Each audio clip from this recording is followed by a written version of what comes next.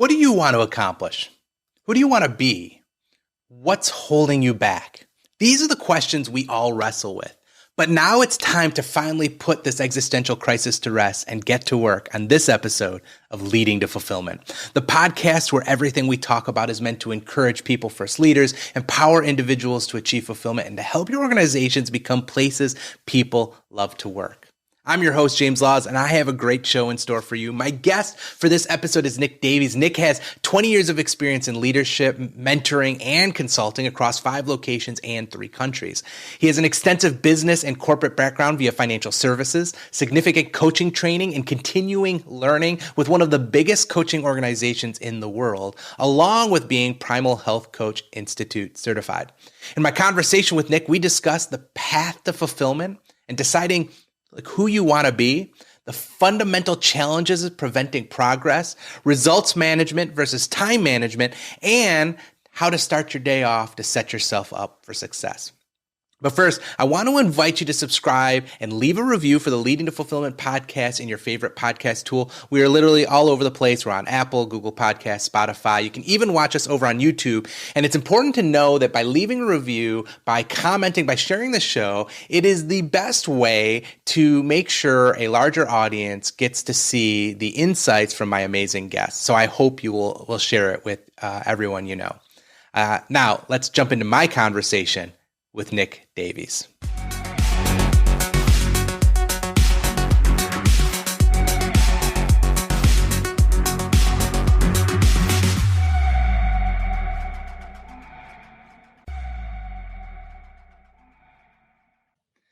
Nick, thank you so much for joining me today on the Leading to Fulfillment podcast.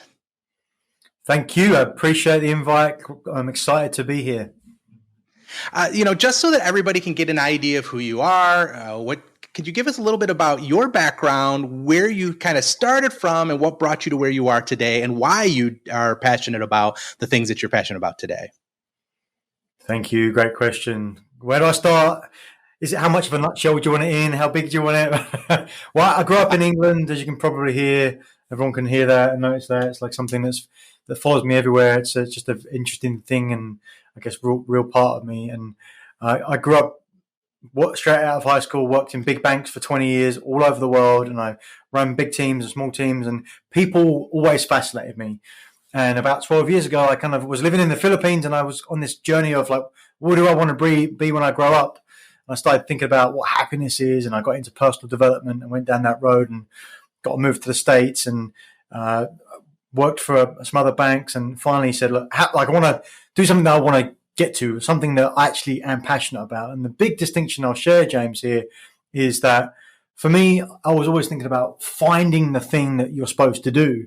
And that just didn't sit well until I found a tweak, and I don't know where I read it or heard it, but it was start creating the person that you want to be. And that was a difference changer for me. And thought, okay, what do I like doing that I've done in the last 20 years? And it was people. How do I help people? I was coaching, mentoring people, what I did. And so 6-7 years ago now, I started going the rope of being a coach. I was a coach for Tony Robbins for a number of years, and I've been a pro advisor coach for a long time now. And I work with people that are already successful and want more success because they know that there's so much out there and they're willing to go to the next level. And that's what gets me passionate.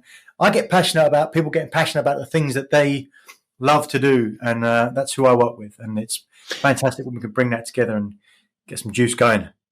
Well, I think that's awesome. I think there's a lot of stuff for us to talk about here because I'm also passionate about that. And my focus comes from almost the other side of the coin. I have a successful business. I have a great team. I love working with the people that I work with, and I love starting new projects and new businesses. In fact, this podcast is kind of part of a new venture that we're starting. But one of the things I came to is, I want to be successful. I want to have the flexibility. I want to live the life that I dream of living. And sometimes that requires me to experiment and experience life in different ways so I can find out what am I missing and what do I actually want out of my life. But at the core of it, I started to realize like the people that I hire, the people that work for me, they want those exact same things. And not all of them are meant to go out and start their own thing and build their own business and start to. Some of them are, and some of them will leave me and go do that. And I am 100% prepared and excited for when that day comes. But some of them actually just want to work for something that they believe in and that they care about. And it's my job as a leader to help fashion that journey for them, help them discover what fulfillment looks like for them and get them there. And you talked about this, and I want to kind of dive into this a little bit further. This idea of not just discovering, but actually deciding the person you want to be and then making conscious decisions to actually be that and to discover that. Can you talk a little bit about that? Yeah, I liken it to that old saying, trying to find a needle in a haystack. And people would say that because it's something troublesome to find.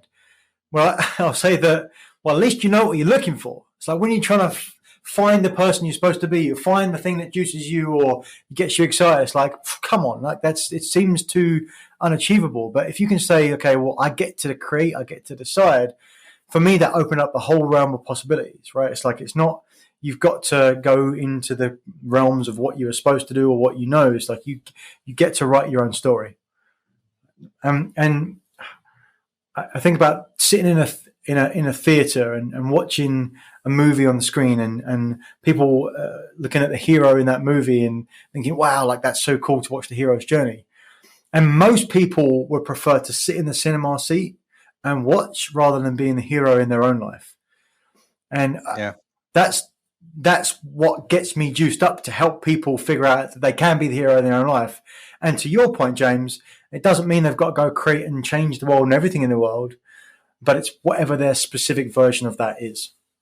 Yeah, no, I think it's important. I've said this a number of times. I ask 3 questions of my teams professionally to determine whether they're in that right role or whether we need some shaping, whether there's some changing that needs to happen. And those 3 questions ultimately are, do I love what I'm doing? Do I believe what I do matters? And can I see the impact that I'm having on those things? And what I do is in doing that, I ask that question because if somebody's answering that question, they're like, you know what, I believe what I do matters and I can see the impact that I'm having, but honestly, no, I don't love it. I don't enjoy it. I'm not, all right, we got some tweaking to do. Right. You're in the right, you've got the right purpose. You're making progress, but man, how do we get you the passion? How do we figure out what is the thing that'll give you the passion? We only have to move one of those dials now. But if you're void of all 3, you're on that discovery. You talked about the needle in the haystack, but at least you know what the needle looks like, right? I talk the other way. It feels kind of like an existential crisis in a haystack, right? Like, what does that look like? How do I define what this thing is to decide this is who I want to be? And a lot of that comes from experimentation. Some of it just comes out as like trying things, right? That's what as we raise kids, we want to give them a lot of experiences so that they can determine what they do find passion in, what they do see purpose in, where they can make progress in. Because all of those are the motivational drivers that help us find ultimate fulfillment. One of those that I talk about a lot is progress, right? And you talk a lot about productivity and progress as we're trying to, in this journey of discovering who we are and finding productivity. I want to ask you, what do you think are some of the fundamental problems or struggles that keep many of us being really busy? Like we're really active, but we're not actually making progress. Yeah. Yeah. Don't mistake activity for progress, right? It's a big, big thing. And I love what you said because I believe that progress equals happiness. When you're moving forward and feel like things are happening, that's the best, regardless of where you are in your journey, right? And everything's contrast, context, and scale. So you can look at that in the whole part of your life or just that moment. As long as you're moving forward, you get it, right? But I think to answer your question, what are the things that hold us up, right? I think a lot of people that are successful, and you mentioned raising children as well. I certainly got this message. My bet is that you got this as well. Is that work hard, and you'll be successful. And I think that is good advice because at that point in our lives where it's a case of it's either you work hard or you're lazy. And so we want to push to the work hard part, which I think is really helpful. And when you start getting successful, that quickly runs out because work hard means do everything. And if there's more that comes at you, do more, focus harder, and you can't, you run out. And so that busyness is what runs our lives, or can do if we're not careful. In my prior career, I remember as a point where I was running, I had 4 teams. It wasn't too many people. It was about 30 people. And I would joke, because I remember getting to work at like 7 in the morning. I'd be on meetings, on calls, and in rooms, and I'd be back to back till 5 o'clock. And I'd go back to my desk, and I'd joke to myself like, I'm about to start work for the day. Right? So you've got to focus on what's most important. And so it's so easy to get into the fog of life of that business. So you need to know where you're going. So I love your questions. And I actually call it, so what I think, if I got it right, it's like, do you love what you do? Do you believe it matters? And are you seeing an impact? And Yeah. I call it the triple P. So it's passion, purpose, profit. Do you love what you do? Are you damn good at it? And does it drive your economic engine? So those 3 things together. So I think that's kind of the antidote to some of that busyness. And it's just to check in and snap the chalk line and say, hold on a second. Are you in the fog of your life, or are you actually doing things to allow you to move towards where you want to go? And so from a coaching perspective, from a leadership perspective, same thing. You hear your team, you hear people saying, I can't, I'm too busy, or something else is doing this, or someone's not doing that. Then you know that they're in that place of like the tyranny of the urgent, where they're just moving from one thing to another. I think it's addictive as well, James, right? Because when you first start, it's kind of cool to start to do things and start to see results. And people go, hey, I want your time, James. Can I have your time? And you're like, cool. Like, I get they want me. I'm needed. And you get there's a addictive quality to it, because it's an adrenaline rush as well. It's like bang here, bang there. Like that's really cool. Takes me back to working on the trading floors, where, you know, your name's getting shouted out across the floor, and you're running over here, you're running over there, and like you're booking a train, you're doing something. And so all of that stuff comes together, but I think it runs out. So I think there's 2 stories. Once you get to a level of success, work hard is no longer good advice. It needs to be zoomed out. You see more of the picture, and it's actually, what do you want the most? And that's why you see stories of people that are billionaire leaders. All they do is spend their time saying no, avoiding making decisions to only make the ones that are most important. I love this, because it mirrors a lot of sometimes the advice that I give many people is, sometimes to go faster you have to slow down. Sometimes you have to step back, assess the situation, and determine where you're ultimately going. And so I love this idea. It's funny. It mirrors a little bit even this podcast. This podcast is super new. I'm recording way ahead right now, but like, we only released episode 7 on Friday. We're going to release episode 8. As you listen to this, that's a long time ago. Like that, right? But what happened was I started getting this podcast going, and it started taking up more and more of my time. And I was planning on an episode every week. And you got a message from me early on where I was like, I'm stepping back. I'm slowing this down a little bit. I'm going to move this to a bi-monthly. Every 2 weeks, we're going to slow this down a little bit, because I realized I was being super active, super busy, and more people were demanding of my time. And it wasn't, I want something different from this podcast in the long run, and just being busy wasn't going to get me there. And so I had to kind of step back. So I love that approach of just saying, hey, let's step back. Let's determine what's actually important. That's why I always recommend the book Essentialism. If you haven't read the book, I highly recommend it. I guarantee it's on your shelf, right? One of my favorite books. It's a book I read 2 times every single year, because I just need to be reminded, right, of what's essential, what's important, and how do I get rid of all the non-essential things in my life. And so I think that's a super powerful thing. As we're talking about teams, though, it's great for the business owner. It's great for the leader. It's great for the high achiever and the successful person. Like, hey, how do we build progress? How do we make more progress? But as a leader with a team of people who you also want to make progress, and they want to make progress, right? Like, nobody goes and works for a job because they want to stand still. Like, they want to actually achieve something, and they want to gain ground. How do we empower our teams to create real progress? What are some tips in helping them find real progress in the midst of the whirlwind of work that happens every single day? I got to say, Essentialism, I didn't read it till last year, but it was one of my favorite books of last year. And I showed you that copy. I had 10 copies I bought. I've been giving them away to clients of mine. I took 5 copies to see a client a couple of months ago. So yeah, I love it. I love the premise of that book. And I will preface that and answer your question, because I think that it's, slow is smooth and smooth is fast. We've got to slow down to move faster.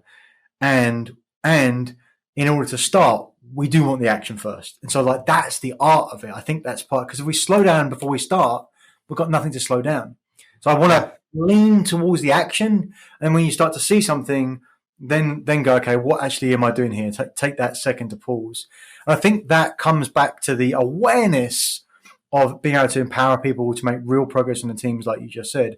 It starts with the entry point. You said people don't want to show up to achieve nothing. And in my corporate experience, there was actually a lot of people there that were just there because they thought they should be, or it was the right thing to do, or it paid well. And there's nothing wrong with those things, no judgment. But I think that conversation at the start is so important. Traditional way that we hire people, and it sounds like this is not how you do it, and I'm sure like there's a lot of entrepreneurs out there doing it this way anyway, but it's so important to think about. It's not like, look at resume, if you've got the right experience, let's come in. It's like, okay, where do you want to go? This is where we're going. And does this fit in with where you want to go? Do you know? And it might not be that they do if they're depending on where they are in their journey, but can you get on board with what this is for you? And having that entry point as solid as possible and as real and as honest as possible, if they're a good fit or not. Can you see, and good to great, right? I love the analogy of getting the right people on the bus. Because if your business is the bus, you want to have the right people. You want to have the right people in the right seats, but mostly you want to have the right people on the bus to know that, look, are you okay with going on this journey? Because we don't know exactly what it's going to look like. And there's going to be bumps. And sometimes we're going to ask you to get out and push. But are you okay with doing those things? Because the destination is something that you believe in. And I think that's the starting point. And that's where we always got to come back to. Whenever people aren't going in the direction they want to, or it doesn't feel good, we've got to snap it and come back and say, are we still aligned? And that's the number one question to always come back to, because we can float around, right? We can float around like it's flying from one side of the country to the other side of the country. If that autopilot isn't constantly on and checking in where we're going, you could bounce up between, 1 minute you're in Canada, next minute you're in Mexico. It's like you'll fall out the sky, run out of fuel. You've got to know where you're going. And so I think that's what's really important as a start point. And then once you've got that, and you've got to say, what's the real next milestone? And then it's 101 in terms of like finding a map to where you're going, right? It's like you've got to know where you are and you've got to know where you're going. And once you've got that, and it's the certainty to know that like it's really convicted, are you really clear about it? People will naturally make progress. Why? Because they feel like they own the outcomes. And I think oftentimes when I have clients come in and ask me, they go, oh, I want accountability. Accountability is a big thing. Absolutely is. But I think it's low level in terms of the real success we're playing at. Because accountability, really engagement's better. It's co-creation. But what even better than that is ownership. And you don't have to be the owner to think like in ownership terms. Once you do that, then the empowerment in the process is always there. Or at least that's the baseline for it. And it's just a case of checking in. Yeah. And, you talked about the hiring practices and changing kind of our mindset of hiring. And this is one of the things I coach people and I tell people all the time when they're hiring for their team is you're hiring a person, not a position. Yes. Right. Mm-hmm. It's not the role. Don't worry about the role. You hire the person and you're going to shape the role. We talk about it as small businesses, like we're job creators. Well, then create a job, right? Create the job for the person. Don't find a person for the job that you already have created. Like, yeah, there's going to be some crossover there, but ultimately you're hiring a person. And that means you're hiring their professional experiences. You're hiring their how they grew up, where they grew up. You're hiring their personal, the personal experiences, the professional experiences. It's a whole package.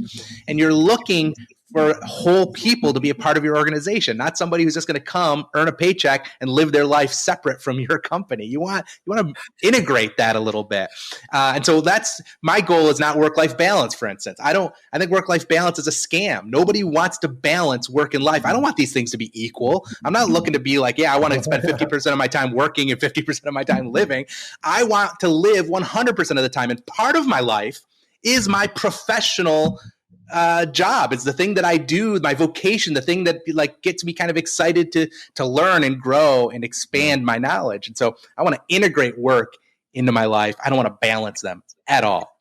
Now, in the midst of this, we've talked about progress. We've talked about helping our teams find progress, shaping roles and hiring people, not positions and getting them into our organizations. And yet we know in the midst of this, like you said, you want activity. You start with activity in many ways. You start with action because it's through the action you're going to start to weed out what is the courses we should be taking. Yeah. But then ultimately, you find organizations that just kind of get caught up in the inertia of activity.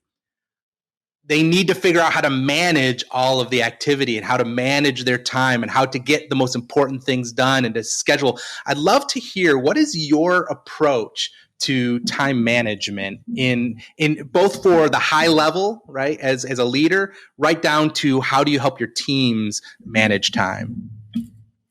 Yeah, it's so cool because all of these things are so intertwined, right? It's like one goes to the next, and it's like Absolutely. it's a picture, like a tapestry, like a puzzle, and there's no, well, what does the puzzle look like? It's like, well, what do you want it to look like? But here's some tools you can get to. It reminds me of a story I often share, James, is when I lived in the Philippines and I was working for a big bank there, and it was a new location, so there was lots of people training in management, leadership type skills, and I had lots of time on my hands because I was just going to all of the things I could go to. And I remember after 2 days in this short little course thing, I remember asking the facilitator, hey, as a leader or a manager, I probably said it at the time, as a manager, how do I know I've got all the tools in my tool belt?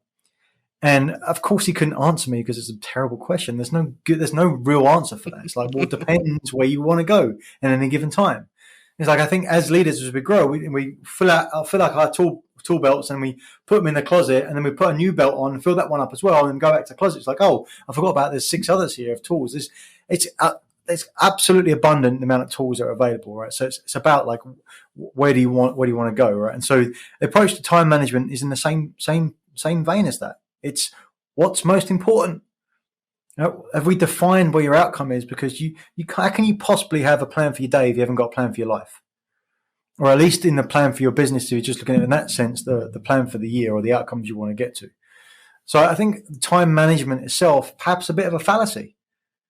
It's activity. We want to be a results manager, not a time manager. And so one will fit into the others. Like you and I both know, James, if something matters enough, you'll get it done. Right? We only get what we must get. And if you're not doing it, and the excuse or the story is, I haven't got enough time, it's obviously not important enough. It's like there's things that you do every day in your life that you do over and over and over. It's like, it's like you find time to go to the bathroom every day, right? It's a must. Right? If it's important enough, you'll find a way. Or when you're committed, you'll find a way. So I think by looking at it in time management, I think there's some good strategies, some tools around it for sure. But I think if we think about it in terms of how do I manage time, and we're not necessarily thinking about a shortcut of where we're going. It should be, what result am I looking to get? And that for me, that doesn't matter whether you're CEO or you're entry level, just come in the door. It's thinking about, what am I trying to get to? What's the result? And incidentally, that's how you get to thinking like an owner anyway. So the job description and as you said, it's absolutely perfect, right? You want to hire the person for do you feel like you want to come on this journey with us? Does it fit with where you want to go, rather than do the role? And then the extension of that is also, you define what it is. This is the outcome we need to get for the company. Where do you think you can input into that? What do you want to put yourself on the hook for? And what are the things that you're going to do every day or every week to stand your best chance of getting that? And then as you hit those things, as you hit the seeds that you are planting, then you're going to get paid based on the seeds that you plant and the outcomes that you get, not on the time you spend anywhere. So I think it's useful to think about it overall, but it's easy to get lost in that, I believe. No, I think you're right. You're spot on with that, in that, right? Like, it doesn't, your time management techniques doesn't ultimately matter if you haven't actually determined the right activities for which to put into your schedule. So let me ask the question this way. How does Nick start his day? When you start your work day and you start thinking about what you want to accomplish, how do you start your day to set yourself up for success for the coming day? Oh, I'm so excited for that. Why? Because I just got back from 2 weeks on vacation in England, and we were there an extra week than we expected because we got hit with some COVID positive tests. So that was an interesting experience. So a bit uncomfortable, great, because we get to learn, right? We get to grow and do that. So this morning it was so nice to get back to my regular scheduled programming, if you will. And so my boot up routine in the morning oscillates around a little bit. But what it looks like right now is a 4:30 wake up, some immediate stretching, immediately go in the AirPods and I'm listening to a book or a podcast and something to prime the morning version of me. Because I think, like, as adults, we're like kids in the morning, like sponges. Whatever goes in first, like, it propagates throughout the day. And you're always chasing after it if it's not the right thing. So that's for me. And then I was in the gym by 5 o'clock. It was a legs workout this morning. I stroked back. My first thing after that was to do some journaling, whatever was on my mind. And it's really small for me, not a big deal. Meditation, didn't do that this morning. And my daughter and my wife were both up when I got back at 6 o'clock. Just like, what are you doing up? This is my time in the morning. Right, but that flexibility is key, right? So I was there. I went actually back upstairs to my office here, and I finished up my planning for the day, which was a lot of recalibrating from last week. So I'd taken down all the notes of, like, just getting out of my head and then go, what's the most important things for today? I know I've got fantastic podcast to do today I'm excited about. I have 5 or 6 clients to work with. I've got some team stuff to do, and I'm recording an episode of my own podcast. And so what's the most important things that I need to get done? And usually it's 3 things. And doesn't mean I won't do other things as well, but I've got to know what's most important for that day. Back to the essentialism concept again, of course, and knowing what that looks like. And that's what my boot up routine is about for me. And then there's some health stuff around that as well in terms of fasting. And so that's what it looks like in order to boot up. I've got to know what success looks like before I start the day, in order to be successful. Otherwise, like, life is going to take you on a journey where it wants to take you. That's true. If you don't fill your schedule with what's important, someone else will fill it up with what's not. And that's just a fact of life. I love your routine. I have a similar one, and I think it's interesting. Listen, everyone's different, and Nick's routine may not work for you, and my routine may not work for you. You have to find what gets you energized. But I will say, more commonly than not, what I hear from people who are successful, who are driven, who are trying to accomplish, big things, their routine sounds very similar, right? It's an early wake up.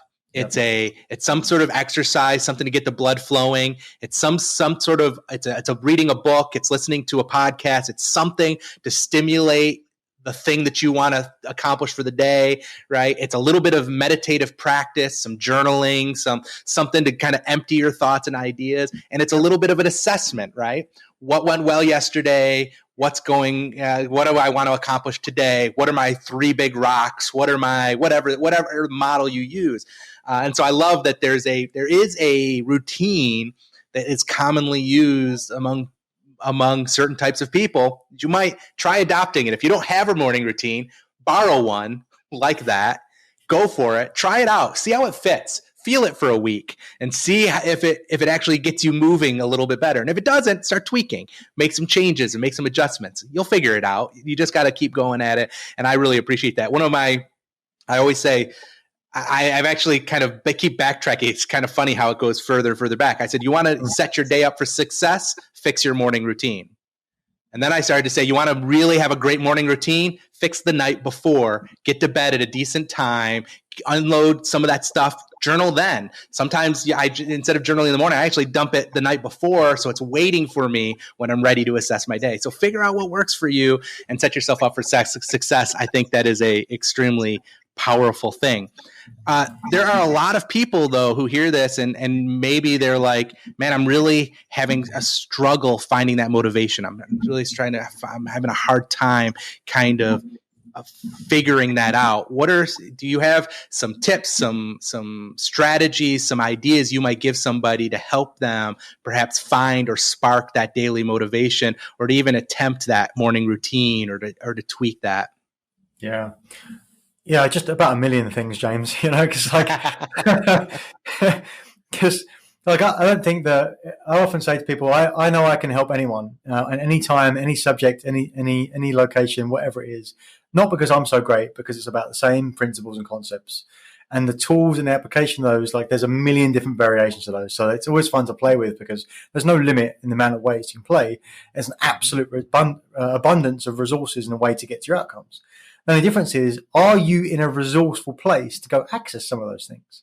Right. And so in a morning routine example, it's like you said, it's figure it out because your James's one won't work for you necessarily, or my one won't work for you. It's whatever you need. And so if you're looking for, if you're thinking of it like it has to be this, otherwise it doesn't work, or it doesn't work for me, then you're going to always run into roadblocks. And so I like, even if something works for you, it might not work. It might work great for a year, then it might not work at all. So I like to think about having variations, having always somewhere to go. So I like to have a morning routine where you get like the luxury version, you get the medium version, and you get like the minimum effective dose version. Like have three ways to go, right? The hour and a half luxury one is like, wow, I get like the whole thing. And then the minimum effective dose is, I guess, do some jump rope or some burpees and I'm good to go. Just get going. But I think that for the motivation, you got to keep it small. You got to keep it as small as possible. Reduce it to the ridiculous.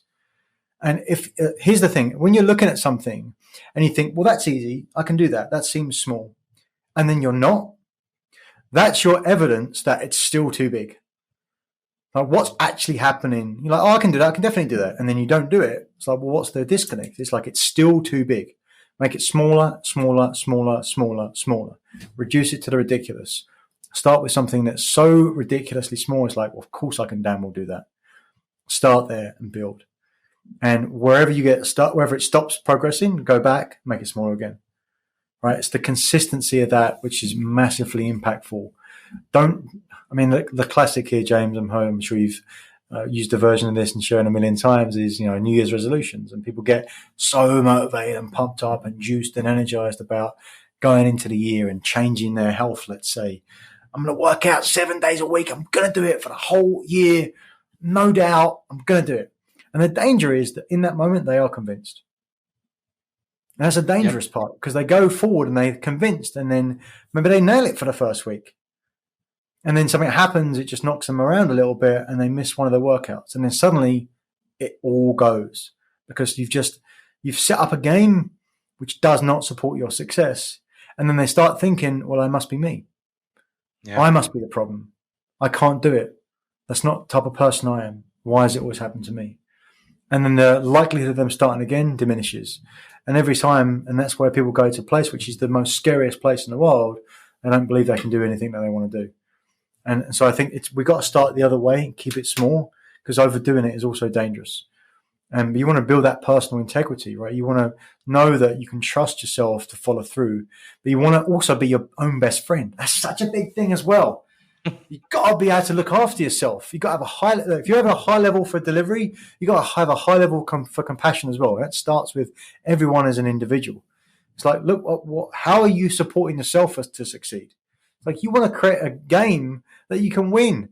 That's really, really small every time. Like, who wants to play a game they can't win? It's like, but you got to keep score, but you got to keep it small, and then you can build on top of that. I think you're right. And when you're trying to create new behaviors, when you're trying to create new habits, I love this idea. I love your idea, right? Start as small as you can. I'm a big proponent of habit stacking, starting with the smallest possible habit and then reinforcing that habit with new habits once I have it unlocked. So I give this example all the time. If you want to stop drinking soda, don't just stop drinking soda. Maybe the first thing you start doing is drink a glass of water every day. That's not so hard. That's pretty easy. Drink a glass of water every day. Eventually, you can get to the point where you're saying, all right, I want to drink only one can of soda and I'm going to drink only water. And then you transition that over to the point where I'm just drinking water. Now you find out I don't like soda. I don't like the way it changes the taste of my food. I don't like the way that it, I don't like all the sugar. Whatever it is, right? You can make those changes by making those. It kind of reminds me, it's not in the same vein, but it's this idea of, I don't know if you've ever heard of the kind of the 5 why framework, right? When something goes wrong, when something's broken, you ask, well, all right, so sales have dropped. Well, why? Well, we're not getting as many people on the website. Well, why? Well, we're not writing as much content. Why? Well, because we're working on this other initiative. But why? And you just keep asking that why till you get to the root, right? You get right to the root of the actual thing that actually has to change. the thing that actually is causing this knock-on effect all the way down to causing you to have less sales. It's true for your goals and your behaviors and your habits as well. If you ask that why all the way back, you find out where is the core thing that needs to change. Start there. I love it. Ridiculously small. Get it as small as you possibly can, and then build off of that. Nick, thank you so much for being on the Leading to Fulfillment podcast. I want to give you the last word. If there's something that I should have asked you that I didn't, if there's a last thought you want to give, and how can people get in touch with you if they want to learn more about you? James, what a pleasure. Thank you. It really juices me up when I speak to people that are in a like-minded fashion. I think that we have a responsibility to share as much as we possibly can because, look, I wouldn't assume to speak for you, but certainly from my point of view, there's nothing special about me. But I do know that if you act on the principles and think about what's most important, you can create whatever you want to create. And so I believe we have a responsibility to share that with as many people as possible. Because look, if you're watching this or you're listening to this and you're thinking, like, I'm trying to go into something that I'm concerned about or I'm fearful about and I'm not quite sure, it's like, you can. You absolutely can. There's not been a person that I've worked with scene hasn't been able to amaze themselves with the resources they already have inside them. It's just so important to think about that. And I just want to comment on what you said about habit stacking. I think it's so important. And really the distinction that jumped out for me when you shared that is that, look, you can't stop doing things because you think about stopping doing things, you're creating a vacuum which needs to be filled. So forget about that and go to start something. To your point, absolutely entirely.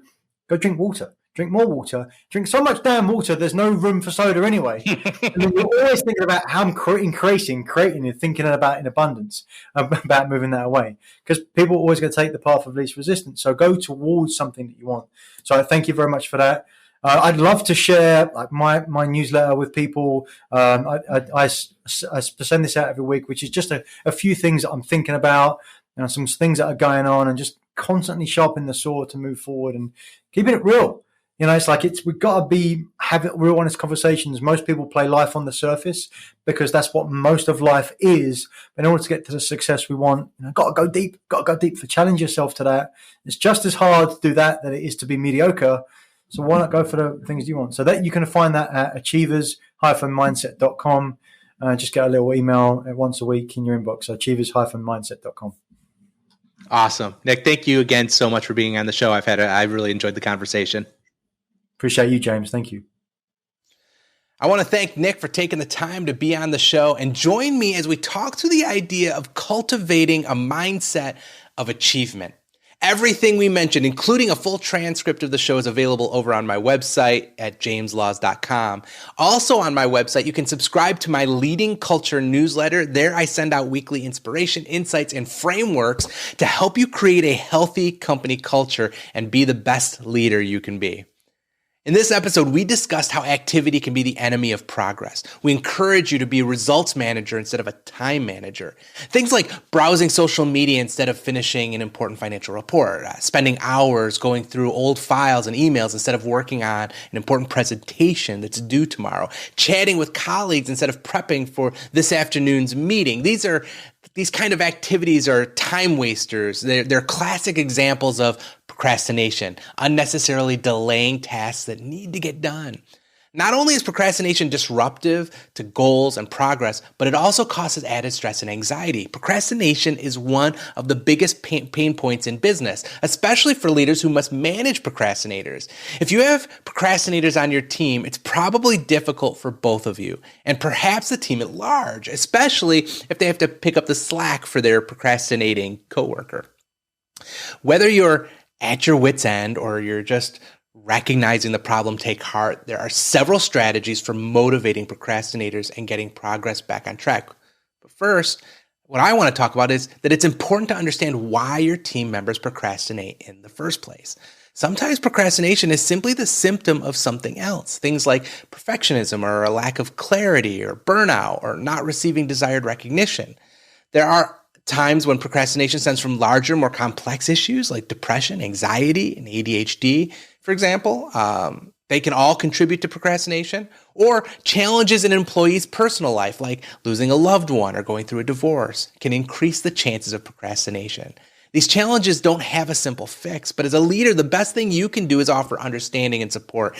Your company is important, but so are the people who propel it forward. The most successful organizations are the ones that humanize their team, understanding that sometimes life gets in the way of the work, but your workforce will be more sustainable if you work with them to resolve their challenges. Thanks for listening, and I hope you'll join me on the next episode. And until then, may your businesses be successful as you lead your teams to fulfillment.